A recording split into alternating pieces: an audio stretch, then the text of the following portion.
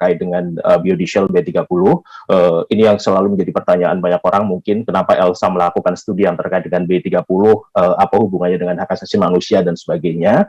Jadi memang ini bagian dari upaya ELSA untuk terus mengembangkan studi-studi hak asasi manusia, termasuk dalam konteks pemenuhan hak atas lingkungan hidup yang baik dan layak, sebagaimana diatur di dalam ketentuan Undang-Undang Dasar kita, maupun mengacu kepada pentahapan bagaimana diskursus tentang lingkungan hidup itu menjadi bagian yang tidak terpisahkan dalam konteks pemenuhan dan perlindungan hak asasi manusia. Di mana hari ini misalnya ada diskusi yang cukup menarik tentang menempatkan ecocide sebagai salah satu bagian yang mungkin bisa disepakati dari sebuah tindakan kejahatan terhadap kemanusiaan, tetapi tentu butuh pilar yang cukup panjang untuk bisa mengatakan bahwa kejahatan lingkungan adalah bagian dari kejahatan terhadap kemanusiaan. Nah, dalam konteks B30 biodiesel ini, ELSAM juga mencoba untuk terus memasukkan elemen-elemen hak asasi manusia dalam konteks prinsip keberlanjutan, sustainability, yang itu juga menjadi tujuan akhir bagaimana kemudian diskursus tentang biodiesel B30 itu tidak lepas dari prinsip-prinsip NBPA, yang nanti mungkin Bu Roy akan secara lebih detail menjelaskan bagaimana implementasi prinsip-prinsip itu, no deforestation, no pitting, dan seterusnya, yang itu juga menjadi bagian penting bagaimana ELSAM terus bekerja untuk mendorong pembaruan kebijakan yang bisa menghormati, bisa melindungi masyarakat hukum adat, dalam konteks ini masyarakat lokal, dan juga secara umum mendorong pemenuhan hak atas lingkungan hidup yang layak dan lebih baik di Indonesia dengan berbagai kebijakan yang salah satunya terkait erat dengan kebijakan sektor energi. Nah, kami juga sangat berharap bahwa diskursus ini tidak hanya berhenti dalam satu proses diskusi bersama dengan The Conversation Indonesia, tetapi ke depan tentu kita masih bisa terus berkolaborasi untuk mendorong, mendiseminasikan, dan kemudian melahirkan kebijakan-kebijakan yang lebih baik, yang harapannya bisa juga diadopsi tidak hanya di level negara, tetapi korporasi-korporasi yang terlibat dalam rantai pasok B30 biodiesel, tidak hanya PT Pertamina tentunya, tetapi juga bagaimana sektor hulunya kemarin sudah kita diskusikan, dan hari ini kita akan secara mendalam mendiskusikan tentang hilirnya, dan tentu apa sih hak-hak konsumen yang harus dipenuhi, bagaimana konsumen dilindungi, dan seterusnya, yang dia menjadi bagian yang tidak terpisahkan dari keseluruhan rantai pasok yang nanti akan kita diskusikan. Itu mungkin sebagai pengantar awal, pembuka.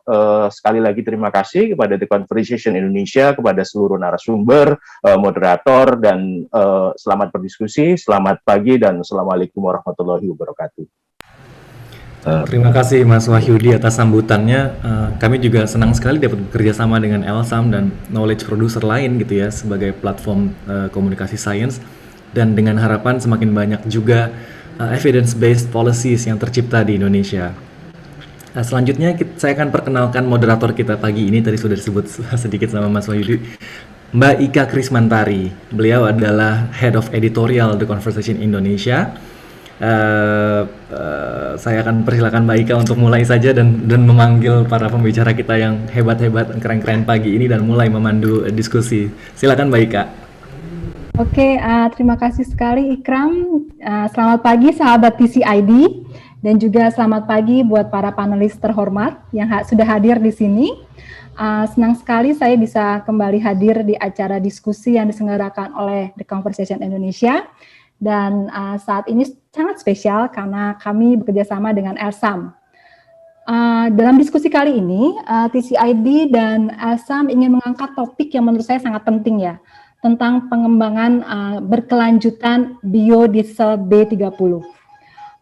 Ini merupakan rangkaian diskusi dari yang sudah dilakukan sebelumnya, sepertinya awal bulan lalu. Saat itu kami membahas tentang sektor hulu, dan saat ini kita akan bergeser ke arah hilir. Jadi mungkin sedikit background ya buat sahabat TCID yang mungkin masih belum familiar dengan topik ini. Mungkin saya bisa kasih background info apa sih B30 itu sendiri. Jadi B30 adalah produk campuran diesel berbahan kelapa sawit yang 30% kandungannya. Dan kabarnya ini merupakan campuran paling tinggi di dunia. Nanti mungkin kita bisa tanya ke Pak Dadan ya. Nanti saya akan perkenalkan salah satu para panelis kita yang dari kementerian, mungkin kita bisa tanya hal itu, tentang klaim itu. Jadi, program biodiesel B30 ini merupakan program pemerintah yang pada dasarnya tuh merupakan menurut saya program yang baik ya, karena ada beberapa tujuan yang ingin dicapai oleh pemerintah. Beberapa diantaranya adalah untuk mengurangi impor, beban impor kita. Presiden Jokowi ketika meluncurkan program ini tahun 2019, ini bisa menghemat anggaran negara hingga 60 triliun. Selain itu juga dari sisi anggaran lainnya, itu juga bisa meningkatkan produksi kelapa sawit yang merupakan menjadi salah satu komoditas utama Indonesia saat ini. Selain itu juga ada dorongan untuk mengembangkan energi yang ramah lingkungan. Jadi tujuan-tujuan itu sebenarnya bisa dikatakan baik ya. Tapi kemudian ada pertanyaan besar tentang banyak para human rights activist atau environmentalist juga yang ada concern gitu. Salah satunya adalah bagaimana memastikan pengembangan produk ini tetap berkelanjutan. Dalam hal ini mungkin kita berbicara bagaimana pengembangan produk ini tidak merusak lingkungan, tidak merusak lahan gambut, dan juga tidak menindas hak-hak asasi manusia. Nah, di situ kita ingin fokus sebenarnya ke topik itu, dan kali ini memang fokusnya ke sektor hilir, dan mungkin nanti kita akan berbicara lebih juga tentang konsumen sebagai end user. Karena saya melihat bahwa tanpa ada kesadaran untuk mewujudkan pengembangan yang berkelanjutan dari produk biodiesel B30 ini, mustahil nanti bisnisnya bisa juga berkelanjutan, sustainable seperti itu. Nah, telah hadir di sini, saya senang sekali sebenarnya format panelis kali ini, karena ini mungkin salah satu yang bisa mengundang semua sektor ya. Ada dari akademisi, dari pemerintah, dan juga dari sektor bisnis yang saat ini diwakili oleh Pertamina. Mungkin saya bisa mulai dari panelis pertama, yaitu Ibu Royhatul Aswidah, yang biasa kita panggil Ibu Roy. Halo Ibu, selamat pagi. Selamat pagi Mbak Ika. Ibu Roy ini merupakan peneliti ELSAM, dan sebelumnya adalah salah satu dari 11 anggota Komisi Nasional Hak Asasi Manusia pada periode 2012-2017. Beliau ini adalah kakak kelas saya, lulusan Ilmu Komunikasi UGM, dan Master of Arts on Human Rights Theory and Practice dari Universitas Essex di Inggris. Senang bergabung di sini, Ibu. Selamat pagi, senang sekali Mbak Ika bergabung dengan semua panelis dan narasumber serta Ibu Bapak sekalian. Terima kasih Ibu. Dan berikutnya adalah nama yang sudah sering kita kenal dan baca di media massa, yaitu Bapak Faisal Basri. Selamat pagi Pak Faisal. Selamat pagi. Ya, ekonom dari Universitas Indonesia. Pak Faisal Basri ini selain mengajar di UI, juga sebenarnya kiprah mengajar itu banyak sekali ya. Beliau juga pernah menjadi Ketua Sekolah Tinggi Ilmu Ekonomi Perbanas, dan juga pendiri Institute for Development of Economics and Finance atau INDEF. Yang saya boleh share Pak Faisal, ini penelitinya banyak banget loh yang nulis di kita sejauh ini. Tinggal Pak Faisal Basri aja yang belum nulis nih di kami. Adik-adik. Iya, jadi next time mungkin ditunggu ya Pak ya. Jadi Pak Faisal ini adalah lulusan UI dan meraih gelar Master of Arts dari Vanderbilt University, Tennessee, Amerika. Dan mungkin saya juga akan perkenalkan dari perwakilan pemerintah, yaitu Bapak Dadan Kusdiana. Selamat pagi Pak Dadan. Pak Dadan ini gabung di Kementerian Energi dan Sumber Daya Mineral sejak tahun 1992 di Divisi Energi Terbarukan.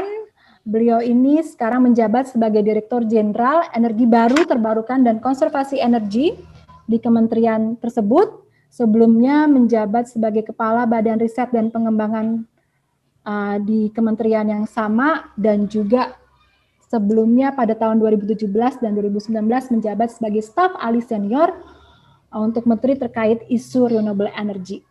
Dan terakhir adalah Bapak Remigius Kurniadi Tomo atau Pak Kurniadi. Selamat pagi Pak Kur. Selamat pagi Mbak Ika. Ya, beliau merupakan Manager Product and Services Development Pertamina. Dan dalam bionya, beliau mengatakan bahwa sangat tertarik dengan pengembangan bisnis renewable energy. Mungkin ini sangat menarik, nanti Pak Kur bisa share ya gimana transisi energi di Pertamina nih ke renewable energy. Nanti mungkin bisa share ya Pak Kur ya. Siap Mbak. Oke.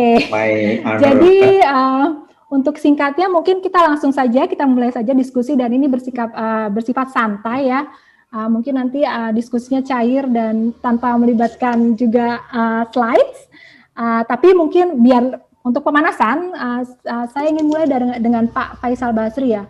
Mungkin Pak Faisal bisa memberikan semacam assessment atau pandangan ya terkait implementasi kebijakan ini, kebijakan yang dilakukan oleh pemerintah selama ini, apakah ada dampak positif dan dampak negatif dari implementasi kebijakan biodiesel B30 ini, Pak Faisal. Silakan Pak Faisal. Ya, terima kasih Mbak Ika, Ibu Roy, Pak Dadan, Pak Dirjen, Pak Kurniadi, dan kawan-kawan semua. Assalamualaikum warahmatullahi wabarakatuh.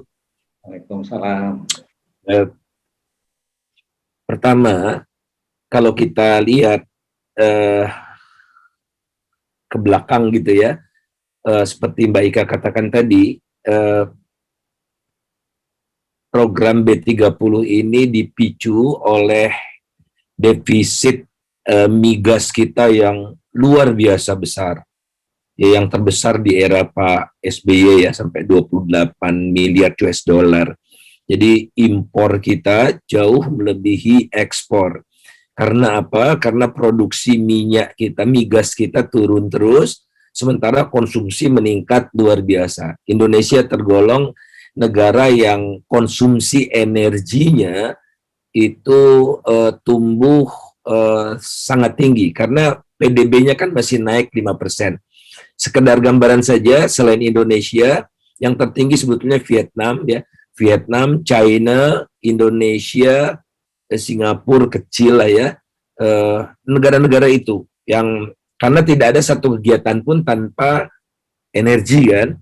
Nah, kemudian pemerintah ingin mengurangi defisit gitu, ingin menghemat impor minyak dan produk minyak gitu ya. Kemudian yang kedua, khusus untuk bio ini ada ancaman boikot produk-produk sawit di dunia, sehingga mau tidak mau untuk membantu dampak dari boikot ini ya diciptakan pasar di dalam negeri gitu ya. Karena siapa lagi kan planet Mars belum produksi belum mengkonsumsi, sehingga perlu pengamanan dengan menciptakan pasar di dalam negeri ini. Lantas implisit juga di dalamnya ada upaya untuk menurunkan yang Mbak Ika katakan tadi, menghemat anggaran, karena subsidi BBM ini meningkat, naik terus ya, dan ingin dikurangi.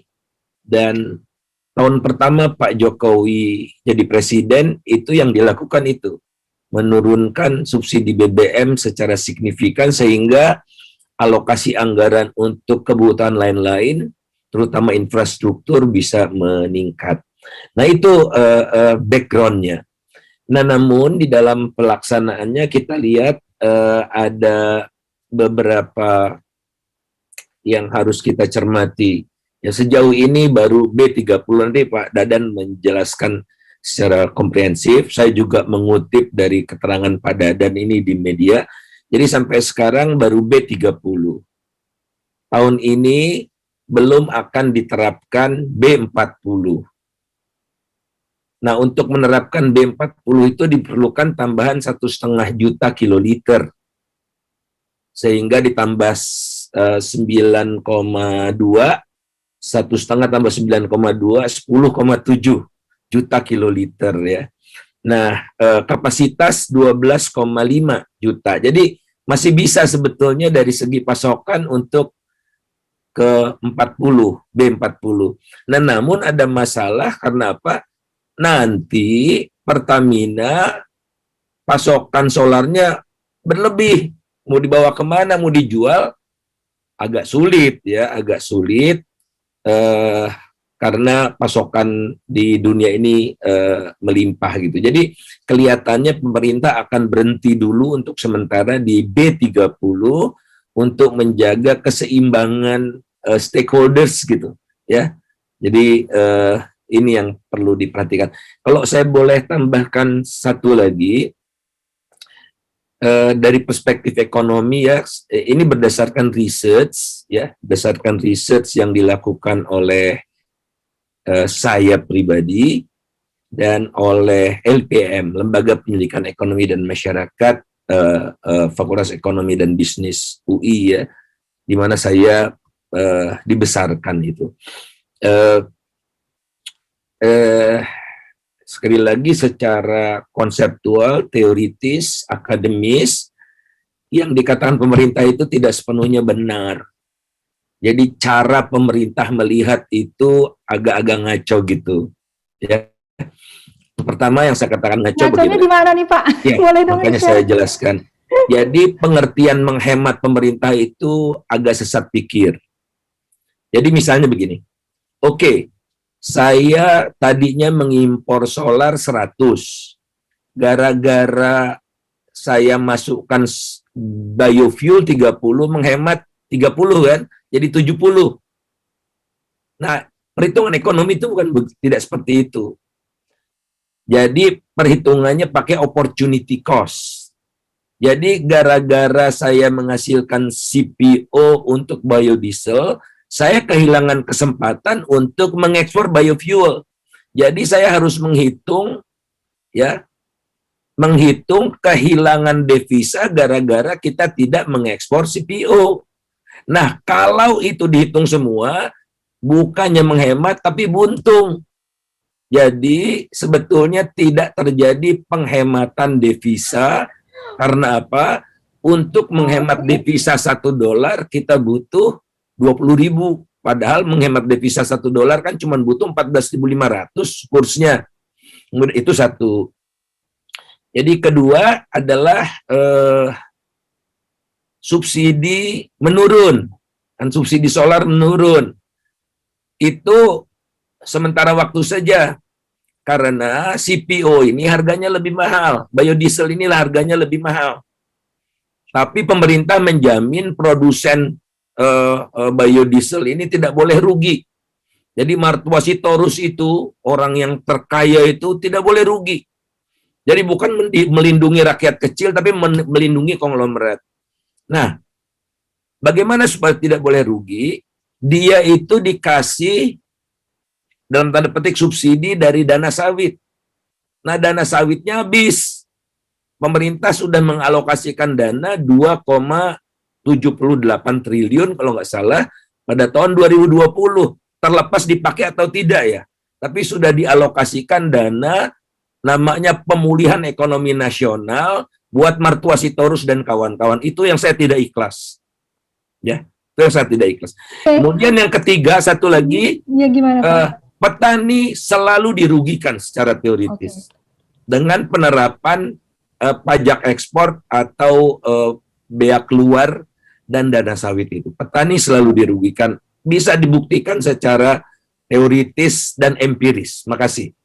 Oke, terima kasih sekali Pak Faisal. Ini sangat menarik ya tadi ya tentang pertanyaan terhadap klaim-klaim pemerintah itu mungkin nanti bisa kita diskusikan lagi. Cuman saya ingin beranjak ke Ibu Roy ini, Bu Roy. Jadi tadi kan kita ngomong tentang aspek ekonominya ya dari kebijakan ini.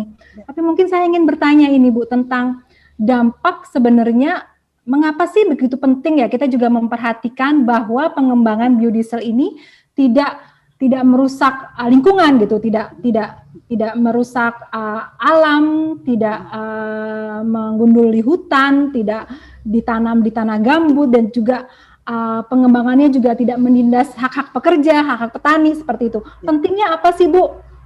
Mungkin Bu Roy bisa jelaskan ke kami. Terima kasih Mbak Ika. Terima kasih Pak Faisal. Saya melanjutkan sebenarnya dari Pak Faisal. Jadi sebenarnya begini, kita mengembangkan energi bersih, itu energi terbarukan sebenarnya adalah energi bersih. Dia keluar dari energi kotor, energi fosil, dan kemudian ini menjadi komitmen internasional bahwa kita kemudian ada transisi dari energi kotor ke energi bersih, energi terbarukan. Nah, kemudian persoalannya adalah salah satu maksud dan tujuan pengembangan energi ini adalah soal lingkungan, gitu ya. Bahwa kita ingin kemudian kita semua memberi kontribusi untuk menyelamatkan lingkungan dan alam kita, baik untuk generasi sekarang maupun generasi mendatang. Jadi bagian dari situ adalah pengurangan emisi gas rumah kaca dan seterusnya. Nah, kalau maksud dan tujuannya begitu, maka kemudian proses pas pengembangan energi terbarukannya itu kemudian juga harus bersih. Dia harus melindungi lingkungan dan juga dia juga harus melindungi secara sosial hak asasi manusia. Dia tidak boleh kemudian mengingkari maksud dan tujuannya gitu. Karena maksudnya ingin melindungi lingkungan, maka prosesnya kan juga tidak boleh dia kemudian mengorbankan lingkungan. Oleh karena itu kemudian muncullah misalnya prinsip soal NDPA, misalnya no deforestation, no peat, and no exploitation. Karena kalau deforestasinya meningkat, maka kemudian ada emisi gas rumah kaca. Kalau kita kemudian gambutnya hilang, maka kemudian lingkungan juga sama. Kemudian emisi gas rumah kaca. Nah juga sekaligus juga kalau soal eksploitasi, karena itu merupakan sebuah komitmen internasional besar bahwa semua proyek umat manusia tidak boleh dia kemudian mengorbankan utamanya secara sosial dan utamanya hak asasi manusia. Maka dalam kaitan ini, proyek ini maka juga tidak boleh dia mengorbankan hak asasi manusia, termasuk dalam hal ini eksploitasi. Eksploitasi di sini selain buruh, tetapi juga yang tadi sempat disentil oleh Pak Faisal adalah juga soal petani kecil, soal masyarakat lokal, masyarakat adat, dan seterusnya. Ini juga masuk di dalam bagian no exploitation. Nah, masyarakat internasional sebenarnya kita juga memiliki komitmen besar bahwa melalui SDGs misalnya, bahwa kita ingin kemudian mensecure bukan hanya generasi sekarang, generasi mendatang dengan proyek SDGs gitu, termasuk di dalam hal ini adalah energi terbarukan, yaitu Goal 7. Dan proyek ini kemudian tetap seperti tadi saya sampaikan harus melindungi lingkungan dan juga hak asasi manusia. Mengapa ini penting harus ditekankan? Karena dalam pengalaman beberapa negara, proyek energi terbarukan ternyata juga meminta harga lingkungan dan hak asasi manusia. Misalnya hasil riset dari Business and Human Rights Research Center di beberapa proyek untuk solar panel dan seterusnya di negara Amerika Latin, Amerika Selatan misalnya, itu dia meminta pengorbanan dari sisi hak asasi manusia, di mana lingkungannya juga tidak terjaga. Nah itu yang kemudian memang harus ditekankan gitu, karena memang the end dari proyek ini kan memang tetap manusianya, yang tadi disampaikan oleh Mbak Ika, konsumennya. Yang diminta memang kemudian konsumen tentu meminta, saya ingin energi gitu, dan energi itu adalah bagian yang sangat penting bagi penghormatan dan pelindungan hak asasi manusia, karena tanpa energi ada begitu banyak hak asasi manusia yang tidak bisa dipenuhi. Tetapi pada saat prosesnya sendiri tentu konsumen harus tahu bahwa ini juga tidak mengorbankan hak mereka atas hak-hak yang lain gitu, termasuk hak atas anak cucu kita gitu. Nah, ini memang kemudian membutuhkan bahwa siapapun yang memiliki otoritas, kemudian proyek energi terbarukan ini kemudian harus meminta partisipasi aktif dari masyarakat, termasuk dalam ini sebagai konsumen. Dan kemudian mereka harus tahu ini proyeknya sebenarnya berjalannya gimana sih begitu. Oleh karena itu mungkin kemudian ini yang menjadi penting untuk kita diskusikan, termasuk dalam proyek hari ini, bahwa ini kemudian menjadi terbuka dan transparan gitu. Nah Mbak Ika, sedikit saya ingin mengemukakan pada kesempatan ini bahwa proyek ini dan kemudian pembicaraan kita tentang hilir ini menjadi sangat penting karena tantangan kita memang luar biasa, utamanya berkaitan dengan pengesahan Undang-Undang Cipta Kerja gitu, yang dalam beberapa hal memang dia mengatur hulu gitu ya. Tetapi pembacaan atas Undang-Undang Cipta Kerja ini adalah kemudian menciptakan sebuah livelihood atau sebuah habitat kondisi yang sebenarnya agak melemah dari sisi penghormatan hak asasi manusia dan lingkungan. Gitu. Oke, Bu Roy, itu sebenarnya topik yang sangat menarik, tapi mungkin kita bisa mendiskusikan nanti kali ya, topik yang mungkin kita tapi mungkin lebih fokus ke tadi Bu bilang tentang harga lingkungan. Kan ya Bu ya, harga-harga yang harus dibayar gitu ketika misalnya tidak menerapkan tadi NDPI itu ya. Mungkin bisa dijelaskan harga-harga, bisa digambarkan ya, harga-harga apa sih yang harus dibayar gitu, economic cost-nya itu kayak gimana gitu yang bisa kalau ekonomi cost mungkin Pak Faisal Basri ya, saya mungkin human rights cost gitu ya, human rights cost. Jadi misalnya begini, kalau kemudian kita kalau kita gini, TNB itu yang sangat penting adalah soal traceability. Sebenarnya bahan bakunya dari mana? Nah, kalau bahan bakunya itu adalah soal sawit, kebetulan kita Indonesia memberi persetujuan agreement di tingkat nasional adalah bahan bakunya dari CPO sawit.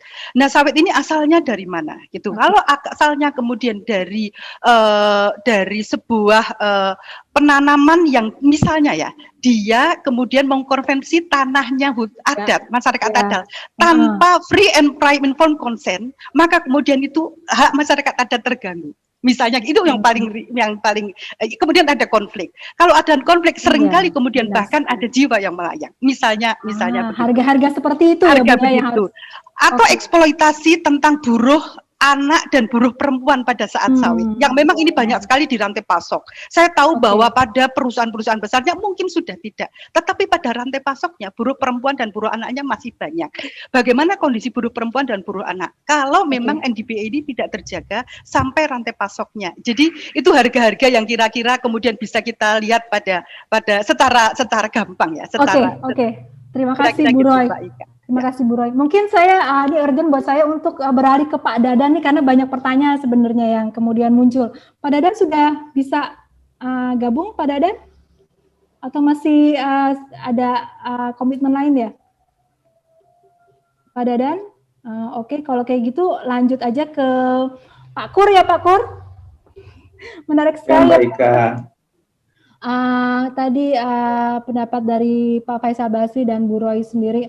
Nah, saya ingin mungkin bertanya dari sektor bisnis playernya itu sendiri ya Pak. Di sini Pertamina sebagai salah satunya. Mungkin bisa diceritakan ya Pak, sebenarnya sampai sejauh mana sih komitmen Pertamina dalam melaksanakan program biodiesel B30 ini ya. Terlepas tadi ada masalah yang tadi disampaikan oleh Bu Roy. Komitmen di sini adalah mungkin sejauh mana ya kemudian Pertamina itu memastikan bahwa kelapa sawit produk kelapa sawit yang kemudian digabungkan ke solar yang ada itu bersih gitu. Karena kita pengen menciptakan energi bersih, tapi seberapa jauh komitmen Pertamina kemudian menjamin bahwa energi itu bersih sebersih-bersihnya ya. Seperti itu mungkin. Mungkin bisa di-share Pak Kur. Terima kasih Mbak Ika. Yang pertama yang perlu kami jelaskan adalah FAME atau biodiesel, pemasoknya kemudian kuotanya berapa yang harus diterima oleh Pertamina, itu 100% merupakan kewenangan pemerintah Mbak Ika.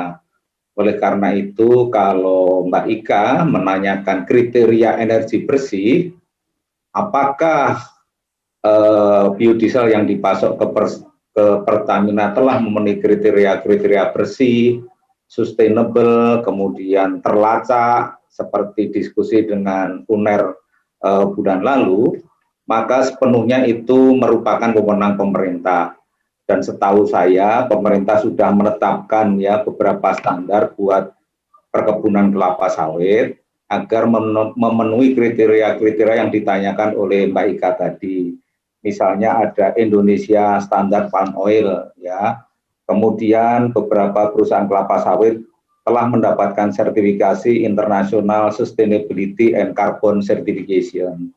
Hanya sayangnya di dunia barat, di negara maju, yang menjadi tujuan ekspor biodiesel terbesar, Indonesia Standard Palm Oil ini, sepengetahuan saya ya, kalau saya salah dikoreksi, ini belum diakui, dan International Sustainability and Carbon Certification ini yang sebetulnya sudah mengadopsi beberapa keprihatinan para ahli dalam forum yang terhormat ini, itu juga sudah akan digantikan oleh standar baru di Renewable Energy Directive maupun di standar CARB ya California yang lebih baru, sehingga seperti yang disampaikan oleh Bapak Faisal Basri yang terhormat tadi, memang banyak kendala